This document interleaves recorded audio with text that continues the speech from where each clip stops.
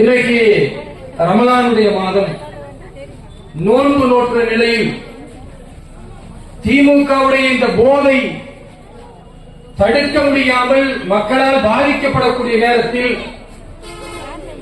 நீங்கள் இந்த கண்டன உரையை நிகழ்த்த வேண்டும் என்று மாவட்டத்துடைய தலைவர் திரு செந்தில்குமார் அவர்கள் கேட்டபொழுது, நான் நோன்பு வைத்திருக்கிறேன், முடியாது, பலவீனமாக இருப்பேன் என்ற காரணத்தை எல்லாம் சொல்லாமல், பாரதிய ஜனதா கட்சியினுடைய ஒவ்வொரு தொண்டனும் தன் குருதிகளை விட இந்த தேசத்தை அதிகமாக நேசிக்கக்கூடியவன் என்ற அடிப்படையில்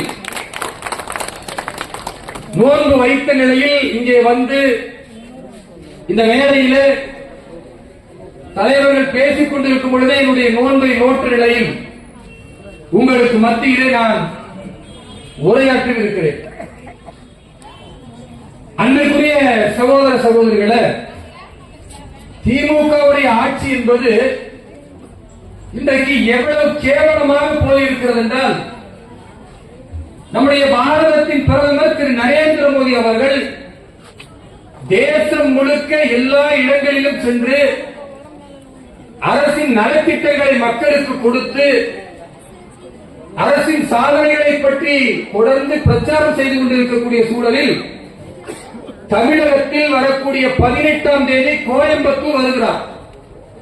மக்களை சந்தித்து மக்களில் ஒருவராக அந்த மாமனிதன் திரு நரேந்திர மோடி அவர்கள் கலந்து கொள்ளக்கூடிய அந்த நிகழ்ச்சிக்கு அனுமதி அளிக்க மாட்டோம் என்று வக்கற்ற திமுக அரசு தடை செய்கிறது என்றால், நம்ம தமிழகத்தில் என்ன மாதிரி சட்டம் ஒழுங்கு சீரழிந்திருக்கிறது என்பதை நீங்கள் புரிந்து கொள்ளணும். சாதாரண பாரதிய ஜனதா கட்சியினுடைய தொண்டர்களுக்கு இந்துத்துவ சித்தாந்தத்தை பேசக்கூடிய எங்களை போன்ற பல தலைவர்களுக்கெல்லாம் கடும் அச்சுறுத்தல் இருக்கக்கூடிய சூழலில் இன்றைக்கு திமுக ஆட்சி சொல்லுகிறது, திரு ஸ்டாலின் அவர்களுடைய ஆட்சி சொல்லுகிறது, பாரத பிரதமர் திரு நரேந்திர மோடிக்கு கடுமையான அச்சுறுத்தல் இருக்கிறது, அதனால் அவருக்கு நாங்கள் பாதுகாப்பு வழங்க முடியாது என்று சொல்லுகிறார் என்றால், அப்ப இங்க இருக்கக்கூடிய காவல்துறை என்ன செய்து கொண்டிருக்கிறது? இதுதான் தமிழகத்துடைய காவல்துறைக்கு மிகப்பெரிய தலைகுனிவு.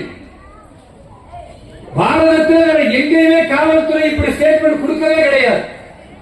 தமிழகத்தில் மட்டும், அதுவும் கோயம்புத்தூர் எப்படிப்பட்ட இடம்? திமுக தன்னுடைய அரசியல் வாக்கு வங்கிக்காக இஸ்லாமிய இளைஞர்களை தவறாக மூளைச்சலவை செய்யக்கூடிய பயங்கரவாத சக்திகளான எஸ்டிபிஐ, பிஎஃப்ஐ, தமுக போன்ற அவர்களை தங்களுடைய கட்சிகளில் இணைத்துக் கொண்டு மாறி மாறி இந்த திராவிட கட்சிகளை இணைத்துக் கொண்டு இவர்கள் வளம் பெறுவதற்காக அவர்கள் செய்யக்கூடிய மூளைச்சலவை, பயங்கரவாதத்தை கண்டுகொள்ளாமல் இருந்ததன் விளைவு நம்முடைய முன்னாள் பாரதத்துடைய துணை பிரதமர் திரு அத்வானி அவர்கள் கோயம்புத்தூர் வரும்பொழுது மிகப்பெரிய தொடர் குண்டு வெடிப்பு நடந்தது. மயிரிழையில் அவர் உயிர் பிழைத்தார். ஆனால் என் தொப்புள் குடி உறவுகளான 58 இந்து சகோதர சகோதரிகள் அந்த குண்டு வெடிப்பிலே உயிரிழந்தார்கள். 2 இஸ்லாமிய குழந்தைகளும் அந்த குண்டு வெடிப்பிலே உயிரிழந்தது. அப்படிப்பட்ட கொடூரத்தை எந்த ஆட்சி நடத்தியது? திமுக ஆட்சி நடத்தியது. அன்றைக்கும் உளவுத்துறை தூங்கிக் கொண்டிருந்தது. இன்றைக்கும் திமுக ஆட்சி நடக்கும் பொழுது தற்கொலைப்படை தாக்குதல், கால குண்டு வெடிப்பின் மூலமாக எண்ணற்ற மக்களை தீபாவளி அன்று மகிழ்ச்சியோடு இருக்கும்போது கொலை செய்ய வேண்டும் என்று திட்டமிட்டு தீவிரவாதிகள் முயற்சி செய்த பொழுது அதற்கு ஒரு நாள் முன்னர் விபத்தாக மாறி அந்த தற்கொலைப்படை தாக்குதல் கார் குண்டு வெடிப்பாக வெடித்து சிதறியதை பார்க்கிறோம். அது எந்த ஆட்சியில? அதுவும் திமுகவுடைய ஆட்சியில். அதே போன்று பாரதிய ஜனதா கட்சி திமுகவுடைய ஊழல, திமுகவுடைய வாக்குறுதி மீறல, திமுகவுடைய போதைப் பொருள் கடத்தலுக்கு ஒத்துழைக்கக்கூடிய இந்த மாநில தலைவர்களை கண்டித்து பேசினால் அவர்கள் மீது பொய் வழக்கு போட பாய்ந்து கொண்டிருக்கக்கூடிய தமிழகத்தின் காவல்துறையும் உளவுத்துறையும் அதே பாரதிய ஜனதா கட்சியுடைய அலுவலகத்தில் பெட்ரோல் குண்டை வீசக்கூடியவர்களை வேடிக்கை பார்த்துக் கொண்டிருக்கிறது.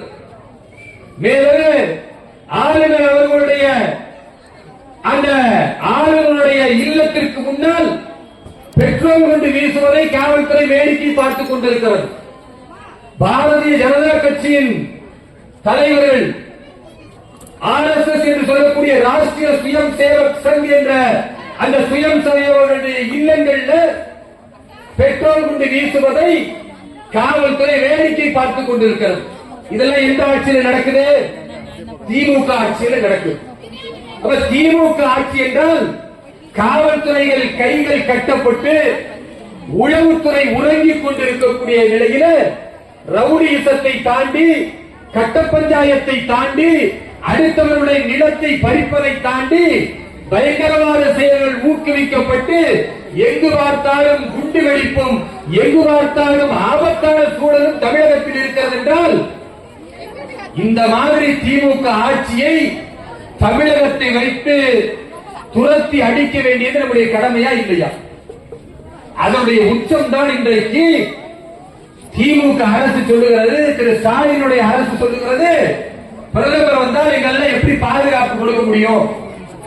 நிறைய மக்கள் இருப்பாங்க, அவர் நடந்து போகக்கூடிய நேரத்தில் ஏதாவது நடந்துட்டா அப்ப ஆட்சியை கலைச்சிருங்க. உங்களுக்கு பிரதமரை பாதுகாக்க முடியாவிட்டால் அதற்கு ஏற்ப இந்த காவல்துறையும் உளவுத்துறையும் நீங்க தகுதியற்றவர்கள் என்று திரு ஸ்டாலின் அவர்கள் நினைத்தால் நீங்கள் ஆட்சியை கலைத்துவிட்டு செல்லுங்கள். பாரதிய ஜனதா கட்சியின் தலைமையிலான ஆட்சி தமிழகத்தின் சட்டமன்றத்தை ஆளும் பொழுது இங்கு எந்த தீவிரவாத எந்த தவறும் நடக்க உத்தரப்பிரதேச அவர்கள் பார்க்க வேண்டும். திரு யோகி ஆதித்யநாத் அவர்கள் வரும் பொழுது இருந்த உத்தரப்பிரதேசம் காற்று தர்பார், ரவுடிகள் கையிலெல்லாம் துப்பாக்கி இருக்கும், மிகப்பெரிய அளவிற்கு மாஃபியா கும்பல் இருக்கும், பெண்களுக்கு பாதுகாப்பற்ற நிலையில் இருக்கும். உத்தரப்பிரதேசத்துடைய மாநிலத்தின் முதல்வர், பாரதிய ஜனதா கட்சியின் முதல்வர் திரு யோகி ஆதித்யநாத் அவர்கள் சொன்னார், இனி பெண்களை யாராவது தொட்டால், இனி மாஃபியா என்று சொல்லி நீங்கள் வன்முறையில் இறங்கினால் எங்களுடைய காவல்துறை என்பது ஒவ்வொருவரையும் தேடி தேடி சென்று என்கவுண்டர் செய்யும் என்று சொன்னார். சொன்னதோடு நிக்கல, மீடியாவை கூப்பிட்டு இத்தனை பேரை இன்னைக்கு என்கவுண்டர் பண்ண போற சொல்லி சொன்னபடி என்கவுண்டர் செய்த அரசு பாரதிய ஜனதா கட்சியின் அரசு. இன்னைக்கு உத்தரப்பிரதேசத்தில் காந்தி கண்ட கனவு சொல்லுவாங்கல்ல, ஒரு பெண் தன்னந்தனியாக இரவு 12 மணிக்கு எந்த பயமும் இல்லாமல் நடக்கக்கூடிய ஒரு சூழல் இருந்தால் அதுதான் உண்மையான சுதந்திரம் என்று. அந்த சுதந்திரத்தை உத்தரப்பிரதேசத்தில் பாரதிய ஜனதா கட்சி வழங்கி இருக்கிறது என்ற சாதனையை எங்களால் சொல்ல முடியும்.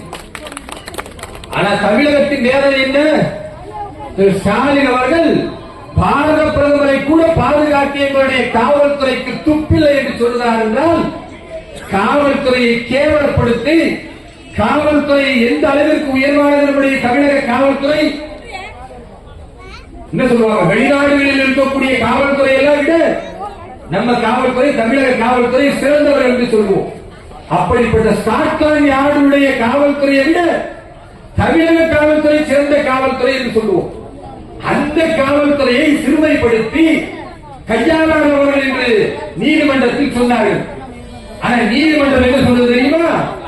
பாரத பிரதமர் திரு நரேந்திர மோடி அவர்கள் வரும் பொழுது இந்த திமுக ஆட்சி தமிழக அரசு முறையான பாதுகாப்பு வழங்க வேண்டும் என்று சொல்லி பாரத தேசத்துடைய உண்மை உணர்வுகளை வெளிப்படுத்தி இருக்கிறது.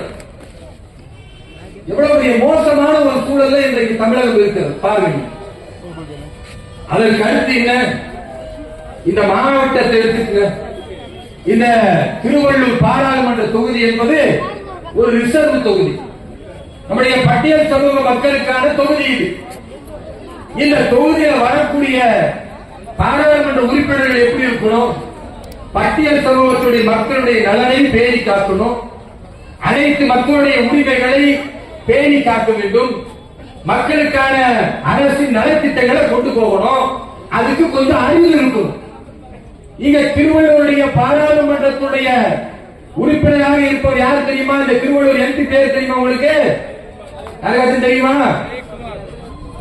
ரெண்டு பேர் சொல்றாங்க ஜெயக்குமார் இவ்வளவு பெரிய கூட்டத்துல. அந்த ஜெயக்குமார் எவ்வளவு பெரிய அறிவாளி பாருங்க. பத்திரிகையாளர்களுக்கு சமீபத்தில் பேட்டி கொடுத்தார். தமிழகம் முழுக்க வைரல் ஆச்சு. இந்த மாதிரி முட்டாள்களை எல்லாம் திருவள்ளூர்ல எம்பியா தேர்ந்தெடுக்கிறார்கள் என்றால் திருவள்ளூர் மக்கள் எப்படிப்பட்டவர்கள், இந்த திருவள்ளூர் பாராளுமன்றத்தில் ஏன் இப்படி மக்கள் சிந்திக்காமல் இருக்கிறார்கள் என்று மக்களை வேதனைப்படுத்தக்கூடிய அளவிற்கு இந்த திருவள்ளூர் பாராளுமன்ற எம்பி ஜெயக்குமார் பேசினார். என்ன தெரியுமா? இந்த அதானிக்கு என்ன வேலை இருக்கிறது? அதானி நேரடியாக போகிறார், அயோத்தியில் ஸ்ரீராமருடைய கோவிலை திறந்து வைக்கிறார். அதானிக்கு என்ன தேவை இருக்கிறது கேட்கிறார். அட முட்டா பயல, அதானிக்கும் பாரத பிரதமர் நரேந்திர மோடிக்கும் கூட வித்தியாசம் தெரியாத ஒரு எம்பிய 5 வருஷம் நாங்க வச்சிருக்கிறோம்னா அப்ப இந்த பாராளுமன்ற தொகுதி எந்த அளவுக்கு முன்னேற்றம் அடைஞ்சிருக்கு பாத்துக்க. நல்ல பாருங்க, ஒரு பிரதமரை கூட தெரியாத ஒரு முட்டாள்கள் தான் இந்த திருவள்ளூருடைய பாராளுமன்ற தொகுதியில காங்கிரஸ் எம்பியாக 5 வருடம் இருக்கிறார் என்றால் இந்த மக்களின் முன்னேற்றத்தில் ஒரு பாடுபட்டிருப்பாரா? ஓட்டுக்காகவும் நோட்டுக்காகவும் மட்டும் வரக்கூடியவர்களை இந்த முறை நீங்கள் திருப்பி அடிக்க வேண்டும். ஆனா கொடுமை என்ன?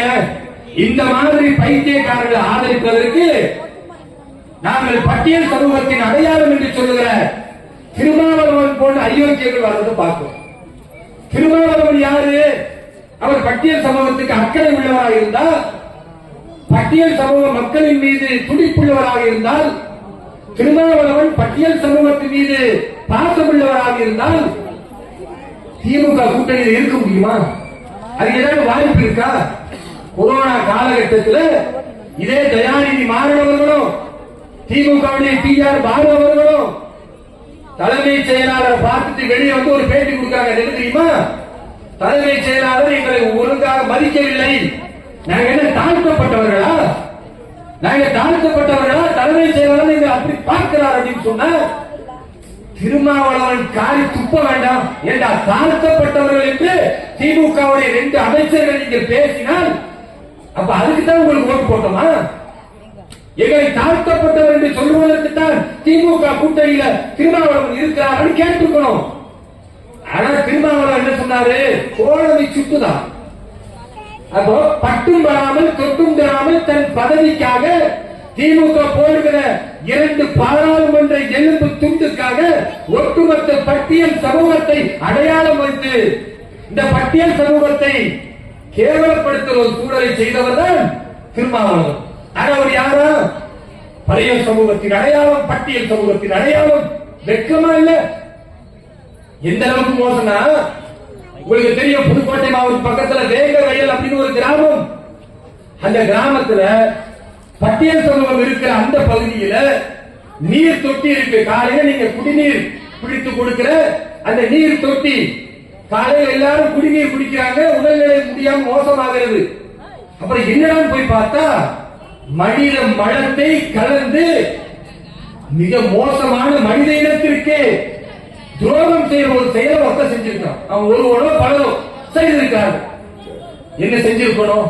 அட பாவிகளா, இந்த பட்டியல் சமூக மக்கள் எல்லோரும் சமம் என்று சொல்லக்கூடிய நேரத்தில் வாய்விலேயே பேசுகிற இந்த திராவிட ஆட்சியில இவ்வளவு பெரிய கொடுமை நடந்திருக்க அவர்களை கண்டுபிடித்து முறையான தண்டனையை கொடுத்திருந்தா திரு ஸ்டாலினுடைய திமுக அரசு பட்டியல் சமூகத்தின் மீது கொஞ்சமாவது அக்கறை இருக்குன்னு சொல்லலாம். அல்லது ஸ்டாலினுக்கு முட்டுக் கொடுக்க திருமாவளவன் அவர்களாவது நீங்கள் அந்த குற்றவாளிகளை கண்டுபிடிக்காவிட்டால் உங்களோடு நாங்கள் கூட்டணி வைக்க மாட்டோம் என்று சொன்னால் ஒரு மானமுள்ள பட்டியல் சமூகத்தின் தலைவர் என்றாவது திருமாவளவனை ஏற்றுக் கொள்ள முடியும். அப்படி நடந்துச்சா?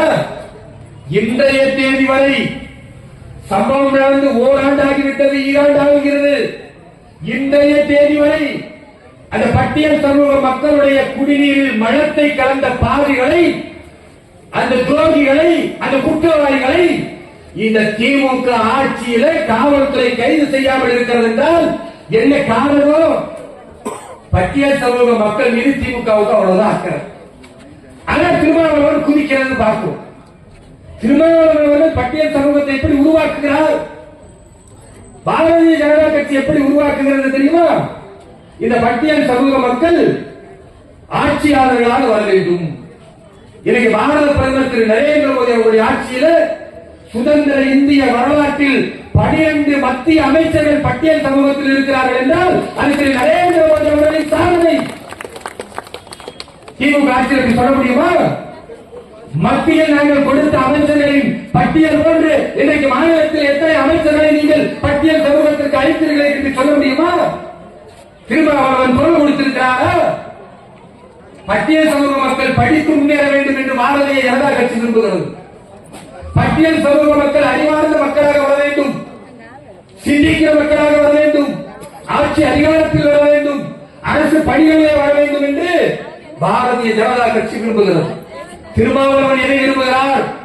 திமிரி எடு, திருப்பி எடு, அடுத்த ஜாதி பெண்களை இழுத்துக் கொண்டு போ என்று சொல்லி சாதிய வன்முறைகளையோ அதே போன்று பட்டியல் சமூக மக்களை தொடர்ந்து குற்றவாளிகளாக உருவாக்கக்கூடிய வேலையை பார்க்கிறார் என்றால் அப்ப இந்த பட்டியல் சமூக மக்கள் உணர்வுபூர்வமாக ஒரு முடிவு எடுக்கணும். பாரத பிரதமர் திரு நரேந்திர மோடி அவர்கள் பட்டியல் சமூக மக்களை இன்றைக்கு உயர்வுபடுத்தி இருக்கிறார். அவர்களுக்கு நாங்கள் வாக்களிப்போம், தாமரைக்கு வாக்களிப்போம் என்று ஒட்டுமொத்த தமிழகத்தின் பட்டியல் சமூகத்தினுடைய மக்கள் உறுதிமொழி ஏற்க வேண்டும். அதற்கு அடுத்து நீங்க பாருங்க, இன்னைக்கு தமிழகத்தில் எந்த அளவிற்கு மோசம்னா ஒவ்வொரு தாய்மார்களும் தன்னுடைய பிள்ளைய பயந்து பயந்து வளர்க்கிறாங்க. அந்த காலம் மாதிரி கிடையாது. இன்னைக்கு பெண்கள் பயந்து பயந்து வளர்க்கக்கூடிய ஒரு சூழல் இருக்கு. உங்களுக்கு தெரியும், சமீபத்தில் பாண்டிச்சேரியில 8 வயதுடைய ஒரு சின்ன பொண்ணு 50 வயசுள்ள ஒருத்தனும் 20 வயசுள்ள ஒருத்தனும் தொடர்ந்து கற்பழித்து கண்டம் துண்டமாக வெட்டி அதை ஒரு கழிவுநீர் சேற்றில தூக்கி எறிகிறார்கள். நம்ம குடும்பத்தில் அப்படி நடந்தா நம்ம எவ்வளவு துடிச்சிருப்போம். நம்ம குடும்பத்தில் அப்படி ஒரு கொடும் செயல் பாதிக்கப்பட்டிருந்தால் எவ்வளவு வேதனை இருக்கும். அந்த குற்றவாளிகளை காவல்துறை கைது செய்த பொழுதுதான் தெரிகிறது, தமிழகத்தில் இருந்து போன போதைப் பொருள் மூலமாக அந்த போதைப் பொருளை சாப்பிட்டு அதன் மூலம் வெறி பிடித்து ஒரு 8 வயசு பிள்ளையை கற்பழித்து கொலை செய்கிறார்கள் என்றால் இந்த கொடூர செயலை தமிழகத்தில் இருந்து போன போதைப் பொருள் தான் காரணம். தமிழகம் தான் போதைப் பொருளுடைய தலைமையமாக இருக்கிறது. திமுக ஆட்சியில கஞ்சா விற்பனை அமோகம், திமுக ஆட்சியில கள்ளச்சாராய விற்பனை அமோகம், திமுக ஆட்சியில கள்ளச்சாராயத்தை கொடுத்து என் சகோதரர்கள் 20 பேர் தாலி எடுத்து போனார்களே, 10 லட்சம் ரூபாய் கொடுத்து அந்த குடும்பத்தை சரி செய்ய நினைத்து இன்னும் கள்ளச்சாராயத்தை ஊக்குவிக்கிற இந்த அரசு இன்றைக்கு போதைப் பொருள் மாஃபியாக்களை ஆதரித்துக் கொண்டிருக்கிறது. போதைப் பொருளை கடத்தக்கூடியவர்களை தன்னுடைய கட்சியில திமுகவில் பொறுப்பு கொடுத்து அழகு பார்க்கிறது என்றால் ஒவ்வொரு தாய்மார்களும் என்ன உணரணும்? 8 வயது சிறுமிக்கு நடந்த கொடுமை, சின்ன சின்ன வாலிப பசுக்கள்லாம் கையில கத்தி எடுத்துக்கிட்டு போய் கூலிப்படையாக மாறி கொலை செய்து கொண்டிருக்கிறார்களே, தங்களுடைய வாழ்க்கையை அழித்துக் கொண்டிருக்கிறார்களே, அது என் குடும்பத்தில் என் பிள்ளைக்கு நடக்கக்கூடாது என்று நினைக்கக்கூடிய ஒவ்வொரு தாய்மார்களும் ஒவ்வொரு பெற்றோர்களும் போதைப் பொருள் மாஃபியாவை தங்களுடைய கட்சியில் அடையாளப்படுத்தி அதன் மூலமாக கட்சிக்காரர்களுக்கு மட்டுமல்ல திமுகவுடைய சினிமா கம்பெனிகள், அவர்கள் ஆதரிக்கக்கூடிய டைரக்டர்கள், அதன் மூலம் இருக்கக்கூடிய அது ஒரு சினிமா மாஃபியாவிற்கு உதவி செய்யக்கூடிய நிலையை யார் ஏற்படுத்தினார்களோ அந்த திமுகவை இந்த முறை பெற்றோர்கள் புறக்கணிக்கணும், தாய்மார்கள் புறக்கணிக்கணும், ஒவ்வொரு மாணவர்களை பெற்றிருக்கிற ஒவ்வொரு குடும்பத்தினர் புறக்கணிக்கணும். இந்த போதைப் பொருள் கலாச்சாரம் என்பது ஆபத்தானது. கஞ்சாவை விட ஆபத்தானது, சாராயத்தை விட ஆபத்தானது, நீங்க கொடுக்கிற டாஸ்மாக் என்ற போதைப் பொருளை விட ஆபத்தானது. மெத்தபெட்டமைன் என்று சொல்லக்கூடிய இந்த சிந்தட்டிக் போதைப் பொருளை இளைஞர்களும் சின்ன பிள்ளைகளும் சாப்பிட்டா அந்த போதை மூளையில் உள்ள மிக முக்கிய நரம்புகளை செயலிழக்க வைத்து கொஞ்சம் கொஞ்சமாக அவன் மனிதத்தன்மையை விட மிருகத்தன்மையோடு வெறி பிடித்தவர்களைப் போல எதை செய்யவும் தயாராவார்கள் என்றால் மிக சீக்கிரத்தில் அவர்கள் இறக்கக்கூடிய நிலை ஏற்படுகின்றால் அப்படிப்பட்ட போதைப் பொருள் மாஃபியா அந்த ஜாபர் சாதிக்கின்ற அயோக்கியன் அவன் ஒரு சினிமா தயாரிப்பான். அதுக்கு ஐயா ஸ்டாலினுடைய புள்ளத்தில் உதயநிதி ஸ்டாலினுடைய குடும்பத்தினர் போய் அந்த பார்ட்டி விழா நிகழ்ச்சியில கலந்து கொள்வார்கள். அதே போன்று திமுகவுடைய குடும்பத்தினர் போய் கலந்து கொள்வார்கள். திரு ஸ்டாலின் அவர்கள் மாநிலத்தின் முதல்வரை போய் அந்த போதைப் பொருள் மாஃபியா தலைவன் ஈஸியா பார்த்து புகைப்படம் எடுக்க முடியும். திரு உதயநிதி ஸ்டாலினோடு போய் புகைப்படம் எடுக்க முடியும். அதையெல்லாம் விட கொடுமை, தமிழகத்துடைய டிஜிபி கிட்டே நேரடியா போய் புகைப்படம் எடுத்து அவன் பணத்தை கொடுத்து ஏதோ 4 கேமரா வாங்கி கொடுக்க முடியும்னா அப்ப காவல்துறை என்ன பண்ணும்? இந்த மாதிரி அயோக்கியர்களை காவல்துறை கைது பண்ண முடியுமா? இங்க இருக்கிற சாதாரண ஒரு ஏட்டோ எஸ்ஐயோ அல்லது ஒரு இன்ஸ்பெக்டரோ இப்படி ஒரு போதைப் பொருள் மாஃபியா ஒருத்தர் செய்யறான், திடீர்னு கோடீஸ்வரன் ஆகிறான், திடீர்னு நிறைய விஷயங்களை அரசினுடைய சட்டவிரோத செயல்களை செய்யறான்னு தெரிஞ்சாலோ ஏன் எதிர்க்க முடியாது? ஐயா ஸ்டாலின் கூட மாஃபியா தலைவர் இருக்கிறான், உதயநிதி ஸ்டாலின் கூட தான் போதைப் பொருள் கடத்தல் மன்னன் இருக்கிறான். தமிழகத்துடைய டிஜிபியோடைய கூட அருகில் நின்று அந்த அளவிற்கு உறவு பாராட்டுகிறார் என்றால் ஒரு இன்ஸ்பெக்டருக்கு எப்படி தைரியம் வரும்? வராது. அப்போ இந்த தமிழகத்தில் குற்றவாளிகளை அடைக்கலம் கொடுக்கக்கூடிய ஒரு அரசாக திமுக அரசு இருக்கிறது. ஆனா பாரதிய ஜனதா கட்சியுடைய நிர்வாகிகள் ஏதாவது சமூக வலைதளத்தில் இந்த அரசுக்கு எதிராக ஒரு ட்வீட் பண்ணிட்டா உடனடியாக நள்ளிரவுல ஏதோ திருட்டு பயில தீவிரவாதி பிடிக்கிற மாதிரி ஒரு போலீஸ் படையோடு வந்து செவத்தை தாண்டி குதிச்சு பிடித்து பெரிய சாகசம் செய்யக்கூடிய ஒரு மாநில செயலை பார்க்கணும். காவல்துறையினருக்கு நான் சொல்லிக் கொள்வதெல்லாம் இந்த திமுக ஆட்சி என்பது 2024க்கு பிறகு இருக்காது என்பதை நீங்கள் புரிந்து கொள்ள வேண்டும். பாரதிய ஜனதா கட்சி வரக்கூடிய பாராளுமன்ற தேர்தலில் 400 இடங்களை வெல்லும். தமிழகத்தில் இரட்டை இலக்கத்தில் தாவரை வென்று காட்டும். ஒரே நாடு ஒரே தேர்தல் கொண்டு வரப்படும் பொழுது திமுக ஆட்சி கலைக்கப்பட்டு தமிழகத்தின் சட்டமன்றத்தில் காவி துணையோடு காவி துண்டுகளோடு பாரதிய ஜனதா கட்சியின் சட்டமன்ற உறுப்பினர்கள் இந்த தமிழகத்தை ஆட்சி செய்வார்கள். அது நடக்கும். அன்றைக்கு யாரெல்லாம் திமுகவிற்கு ஆதரவாக பாரதிய ஜனதா கட்சியினுடைய நிர்வாகிகள் மீது பொய் வழக்கு போட்டீர்களோ உங்கள் மீதும் கடுமையான நடவடிக்கை எடுக்கப்படும் என்பதை நீங்கள் மறந்து விடாதீர்கள். காவல்துறை நீங்கள் எல்லோருக்கும் நீதமாக இருக்க வேண்டும். பாரதிய ஜனதா கட்சி காவல்துறை எல்லை சாமிகளாக மதிக்கிறோம்.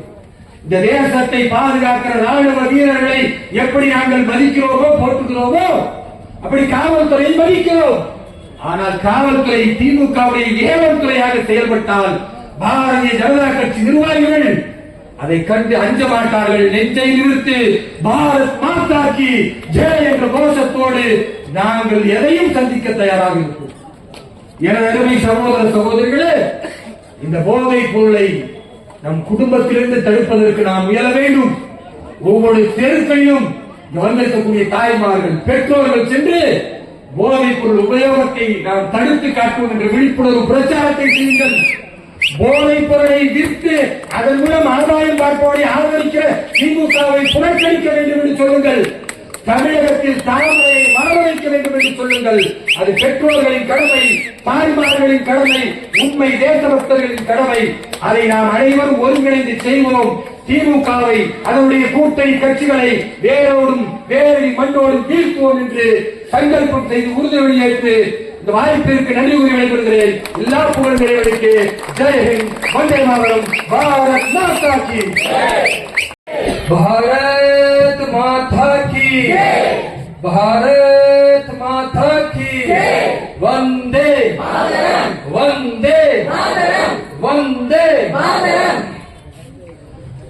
குருதிகளை சூடேற்றும் தேசத்தின் மந்திரத்தை மொழிந்தவனாக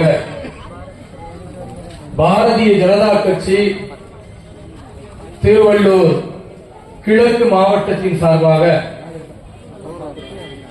தமிழகத்தின் திமுக ஆட்சியில் போதைப் பொருள் கடத்தலை ஊக்குவிப்பதோடு அந்த போதைப் பொருளால் பாதிக்கக்கூடிய மாணவர்கள் இளைஞர்கள் சீரழிந்து கொண்டிருக்கக்கூடிய சூழலில் அதை பற்றி கவலைப்படாமல் அநீதி ஆட்சி செய்து கொண்டிருக்கிற திமுக அரசை கண்டித்து மாபெரும் கண்டன ஆர்ப்பாட்டத்தை திருவள்ளூர் கிழக்கு மாவட்டத்துடைய தலைவர் அன்பு சகோதரர் திரு செந்தில்குமார் அவருடைய தலைமையில் மிக சிறப்பாக நடைபெற்றுக் கொண்டிருக்கக்கூடிய இந்த ஆர்ப்பாட்ட நிகழ்வில் எனக்கு முன்னால் மிக சிறப்பாக